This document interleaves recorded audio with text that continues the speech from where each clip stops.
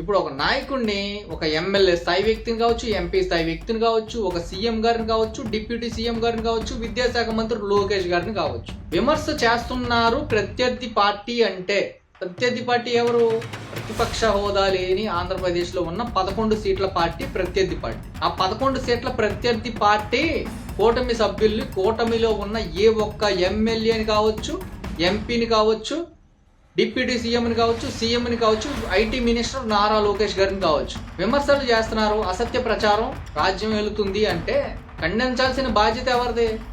అలంకరణగా పదవులు తీసుకున్న వ్యక్తులు, మీకు అలంకరణగా మాత్రమే పదవులు కావాలంటే రాజకీయం అవసరం లేదు. కాంట్రాక్టులు చేసుకోండి, ఏమన్నా స్కాములు, దోపిడీలు, దుర్మార్గాలు చేసుకోండి. అలంకరణ కోసమే పదవులు మాకు, ఫోటోషూట్లు చేసుకుంటాం, ఫేక్ ప్రచారాలు చేసుకుంటాం, ఫేక్ ఫోటోషూట్లు చేసుకుని మేము ఏదో పార్టీని బలోపేతం చేస్తున్నాం, కూటమిని బలోపేతం చేస్తున్నాం అని చెప్పేసి విర్రవీగే వాళ్ళందరూ కూడా సిగ్గుపడండి.